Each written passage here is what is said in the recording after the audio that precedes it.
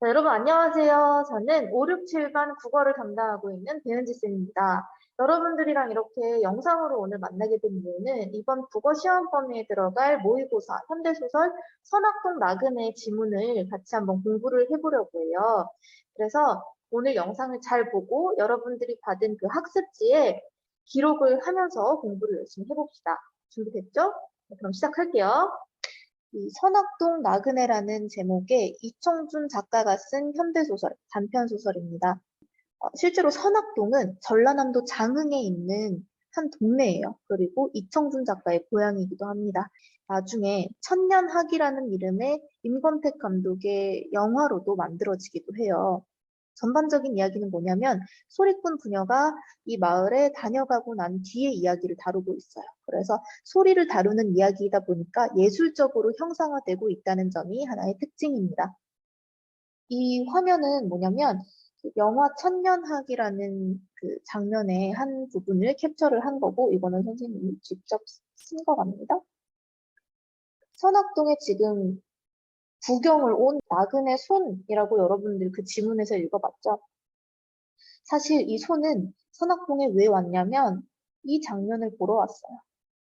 자, 이 장면이 마치 산봉우리가 물에 비친 모습이 학이 날개를 아름답게 쫙 펴고 하늘로 날아오르는 모습 같다. 그래서 비상학의 모습을 담고 있다. 라고 이 마을 사람들한테는 굉장히 유명했습니다. 비상학은 학이 날아오르는 거죠. 그 산봉우리가 물에 비치는 모습을 보러 나그네 손이 찾아옵니다. 네, 이청준의 선악동 나그네. 그럼 우리 등장인물부터 한번 같이 살펴볼게요. 여러분들이 받은 학습지에 등장인물 거기다 쓰면 되겠죠. 우리가 모의고사에서 살펴볼 지문에서는 총 3사람으로 정리를 할 수가 있을 것 같아요. 첫 번째로 나그네 손, 그리고 소리꾼 여자, 주인 사내 이렇게 3사람이 주로 나오는데 나그네 손은 사실 여자의 오라비입니다. 근데 친남매가 아니고 울분남매예요. 이 나그네 소는 소리꾼 여자를 좋아하고 사랑을 했는데 의분남매니까 이루어질 수 없는 사랑을 하게 됩니다. 그래서 그 이루어질 수 없는 사랑에 대한 개인적인 아픔과 슬픔을 가지고 살아가는 문제로 나오게 됩니다. 줄거리를 같이 살펴볼게요. 우리 모의고사에서 등장한 지문은 중간 부분만이에요. 그래서 앞과 뒤가 잘린 부분이죠. 이 부분만 보면 앞뒤에 어떤 맥락이 들어있는지 모르기 때문에 이 앞에 부분을 간단하게 설명을 할 거예요. 옛날에 나그네 손이라는 사람이 선악동에 찾아갑니다. 이 소설 맨 앞부분에 어떤 그 이야기가 나오냐면 이 손이 선악동에 찾아가서 막 서둘러요. 뭔가를 보려는 듯이. 손한테 보고 싶은 장면이 있었기 때문이에요. 아까 봤던 우리 산봉우리가 물에 비치는 모습, 즉 비상학의 모습을 보기 위해서 손은 이 산봉우리에 서둘러서 올라가려고 합니다.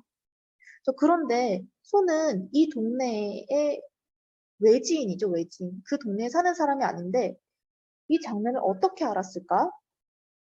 어떻게 알았냐면 사실 30년 전쯤에 이 선악동에 한번 와본 적이 있어요. 그래서 와서 이렇게 아름다운 장면을 한번 본 적이 있기 때문에 그 장면을 잊지 못하고 선악동에 와서 이걸 다시 보려고 하는 겁니다. 마을은 예부터 이름이 선악동이라 했다. 그 이유는 마을 앞 포구에 밀물이 차오르면 이 산봉우리가 문득 한 마리 학으로 그 물 위를 날아오르는 것 같이 보였기 때문이다. 이렇게 아름다운 모습을 보려고 아주 기대감에 부풀어서 손이 막 올라가. 그러니까 이 모습을 보고 싶었겠지? 그러나 이제는 그 포구에 물길이 막혀버리고 말았다. 물길이 막혀버리고 말았어. 그래서 그림자가 내려 비칠 곳이 없었어. 왜냐면 물길이 막혔으니까. 왜 물길이 막혀버렸냐면 그 포구에 마을이 들어선 거야. 그래서 마을이 들어서면 물이 차오를 수가 없으니까 아예 다 물을 막아버린 거지. 더 이상 학이 물 위를 날아오를 수가 없게 된 것이야. 이 소는 처음에는 기대를 했다가 실망을 했겠죠. 아주 실망하고 아쉬운 마음으로 내려옵니다. 자, 여기 이제 나그네의 모습인데 이제 마을이 막 들어섰어. 그래서 이 산봉우리에 마을이 들어서서 그 비상하게 모습을 볼 수가 없어서 나그네가 터덜터덜 내려옵니다. 그래서 해가 저물었으니까 이제 하룻밤을 묵어야 되잖아요. 옛날에 머물렀던 주막을 가게 됐어요. 그래서 주막을 사람들한테 물어서 찾아갔는데 주막에서 주인 사내가 나와서 막 이야기를 해줍니다. 그때 손이 물어보죠. 주인 사내한테 옛날에 있던 비상하게 모습은 왜 사라졌나요? 그러면 주인 사내는 이제 답을 해줍니다. 설명을 해줘요.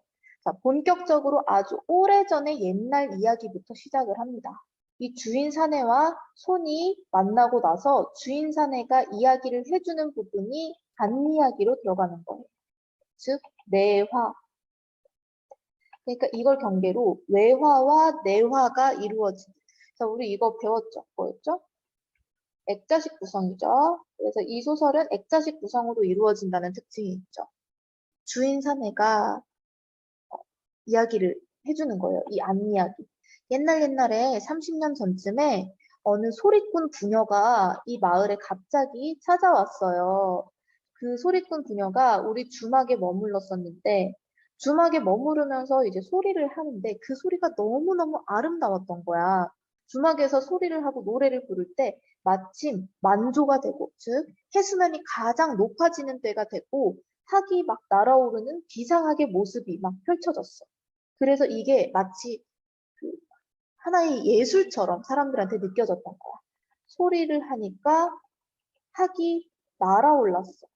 그래서 사람들이 이걸 아주 예술적으로 인식을 하고 환상적이라고 생각을 합니다. 그런데 얼마 있다가 소리꾼 부녀가 그 동네를 떠나게 돼요. 한참 있다가 선악동의 폭우는 동네, 마을이 들어서서 이제 물길이 다 막혀버려요. 물길이 막혔으니까 더 이상 비상하게 모습을 볼 수 없게 됩니다. 그러고 나서 20년 후쯤 여기 아빠를 따라왔던 그 어린 여자아이가 다 큰 아가씨가 되어서 장구를 든 한 남자 사람이랑 같이 다시 선악동에 오게 됩니다. 여자가 20년 만에 선악동을 다시 찾은 이유는 뭐였냐면 자기 아버지가 돌아가셨는데 돌아가신 아버지의 유고를 선악동에 묻기 위해서였어요. 근데 그때 외지인한테 유고를 묻을 수 있는 땅을 주려는 동네 사람들은 아무도 없었겠죠. 여기까지 주인 사내가 그동안의 이야기를 나그네 손한테 얘기를 해줍니다. 자, 손은 자꾸 물어봐요. 마치 그 여자가 자기가 잘 아는 사람인 것처럼 계속해서 캐물어요.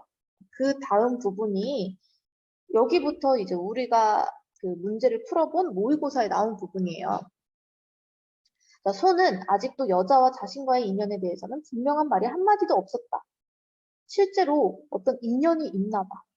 주인은 그것으로 이제 모든 일이 분명해지고 있는 것 같았다라고 했지. 서술자가 주인의 감정을 추측을 하면서 말을 하고 있네요. 주인은 근데 나름대로 무슨 생각을 하고 있나 봐. 추리를 하고 있나 봐. 뭔가를 아는 듯한 느낌입니다. 그리고 그것으로 만족한 것 같았다. 여자가 간 뒤로 이 선악동엔 다시 학이 날기를 시작했다니께요. 사투리도 사용하고 있네요. 여자가 이 선악동에 다시 학을 날게 했어. 이미 물길이 막혀버려서 학이 날 수가 없었는데 어떻게 다시 학을 날게 했을까? 그 눈이 먼 여자였으니 말이요. 그러면서 선악동에 다시 학이 날게 된 사연을 이야기하기 시작했다. 여자는 그 비상학을 쫓듯이 보이지도 않는 눈길로 실제로 맹인이었어요. 앞이 보이지 않는 맹인, 이 여자는. 게다가 여자는 어렸을 적에 아비와 함께 이곳을 왔을 때 산그림자의 효능을 제대로 보았을 리 없었다. 하지만 여자는 눈으로 못 보기 때문에 오히려 성한 사람이 볼 수 없는 물과 산그림자를 마음으로 느끼고 있는 거라고 생각을 했던 거야. 여자가 마침내 소리를 시작하고 있었다. 근데 얘가 지금 이 주인 사내야. 주인 사내가 이 얘기를 지금 손한테 말을 하고 있으면서 옛날에 자기가 직접 본 여자와 직접 들은 여자의 소리를 얘기를 생생하게 해주고 있는 거지. 자신도 문득 그것을 본 것이다. 가만히 여자의 소리를 듣고 있자니 머릿속에서 오랫동안 잊혀져 온 옛날의 그 비상학, 그러니까 30년, 최소 30년 전에 물이 그 포구에 들어서 있었을 때 그 비상학이 날개를 펴고 날아오르기 시작한 것 같아. 실제로는 비상학이 날아오르지 못했어. 왜냐하면 물길이 다 막혔기 때문에. 근데 이 기적이 어떻게 일어났냐? 여자가 소리를 시작하면서 날개를 펴고 날아오르기 시작한 거죠. 실제는 아니야. 얘 마음속에서 비상학이 막 날아오르는 것 같은 거지. 선악동은 다시 옛날의 폭우로 바닷물이 차오르고 한 마리 선악이 그곳을 끝없이 노밀기 시작했다. 자, 이게 아주 환상적으로 묘사를 하고 있는 부분이죠. 그런 일이 있으므로 사내는 여자의 학을 믿지 않을 수 없었다. 그러다가 여자는 어느 날 밤에 문득 떠나갔어. 하지만 주인 사내는 그렇게 여자가 떠나고 나서도 그녀의 소리가 여전히 귓전을 맴돌고 있었다. 그러니까 이 여자의 소리가 주인 사람들한테 굉장히 많은 영향을 미쳤다. 이렇게 볼 수가 있죠. 아니, 이제는 그 소리가 아니라 여자 자신이 그 한 마리 학이 되어서 물 위를 끝없이 노니는 듯 했다. 여자는 어디로 떠나간 것이 아니야. 학이 되어서 언제까지나 이 고을 하늘을 떠돈단 말이여. 라고 사내가 이 여자의 소리에 강력한 믿음을 갖고 있었지. 아기의 유고를 모른 채 해주듯 여자가 그렇게 주막을 떠나가고 나서도 사연을 별로 사람들이 묻지 않았어. 자, 마을 사람들한테까지 아주 많은 영향을 미치고 간 여자의 모습을 확인할 수가 있죠. 자, 여기까지 그 주인 사내가 여자의 사연을 마구마구 손에게 이야기해준 부분이었어. 자, 그럼 다시 바깥 이야기로 나왔네. 외화로 나왔어. 소는 주인 사내의 이야기를 듣고 완전히 녹초가 되어버린 표정이었다. 내가 그동안 몰랐던 이야기, 새로 듣게 된 이야기를 다 듣고 되게 많은 거를 알게 됐으니까 녹초가 되어버린 표정이었다. 이야기를 끝내고 난 주인 사내 쪽 역시 마찬가지였다. 가슴속에 지녀온 이야기들을 손 앞에 모두 털어놨어. 다 해버린 사람 같았다.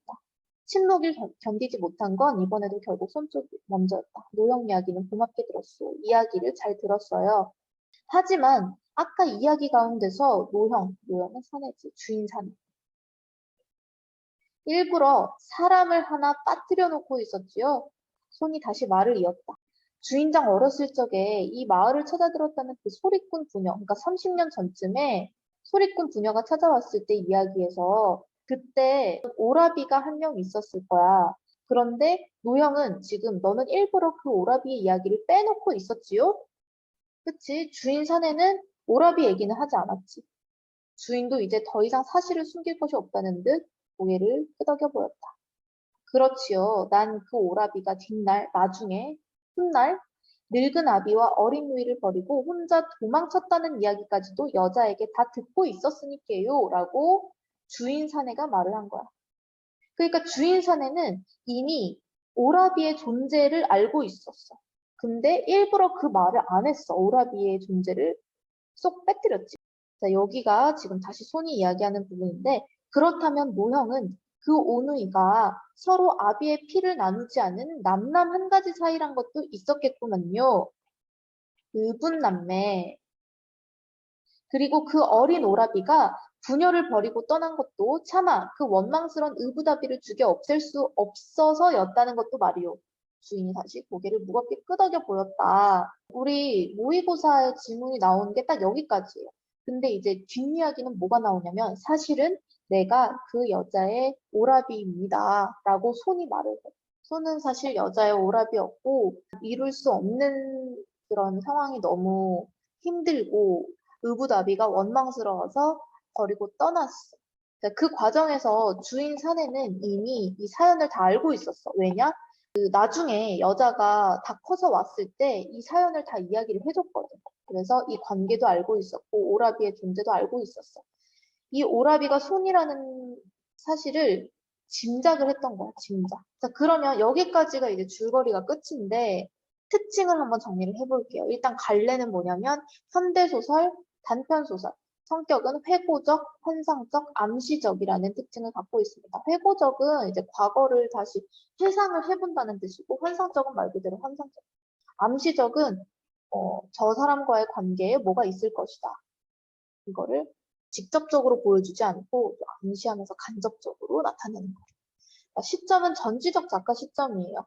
작품 밖에 있는 서술자가 그 주인공들의 내면 심리를 추측해 가면서 얘기를 하고 있죠. 그래서 안타까워하고 있는 것 같았다. 좀 짐작을 하고 있는 것 같았다라는 식으로 관찰하는 것뿐만이 아니라 그 사람이 지금 무슨 생각을 하고 있는 것 같은지 추측을 하면서 말을 하고 있다.